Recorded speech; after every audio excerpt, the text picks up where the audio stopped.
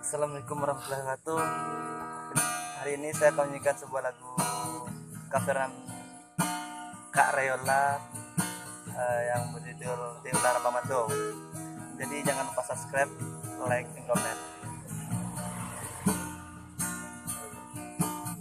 Dari ragam nan den tangguangkan sinanta sire kasyanda kabas satu angga jo anggan bajalean adia malenga candu urang dak tahu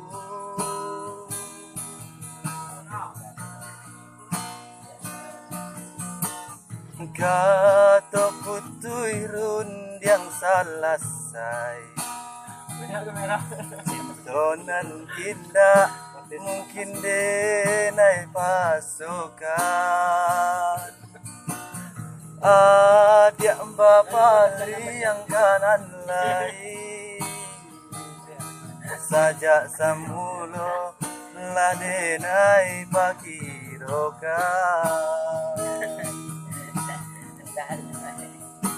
manga indah batarui tarang adia dari samulo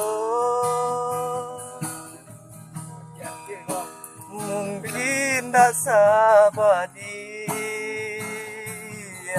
nangko lukonan den rasokan sadang batam ujo renyo adia bapali yang raso manga adia nanden cinto kini nan lah baduto rasora mua di dalam dado manahan sabak jo aie mato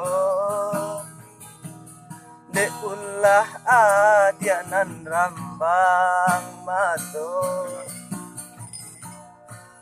cinto kita binaso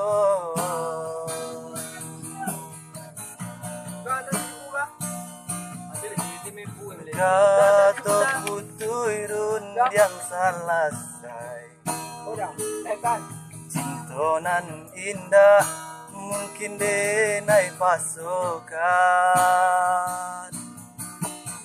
adia bapali yang kanan lain saja samulo ladenai pakirokan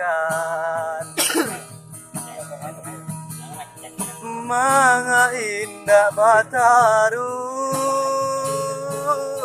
tarang adia dari samulo mungkin dak sabadi nangko lukonan den rasokan sadang batam ujo renyo adia bapali yang raso manga adia nanden cinto kini nan lah baduto rasora mua di dalam dado manahan sabajo aie mato de ulah adia nan rambang mato cinto kita binaso Oke, cukup sekian. Wassalamualaikum warahmatullahi wabarakatuh.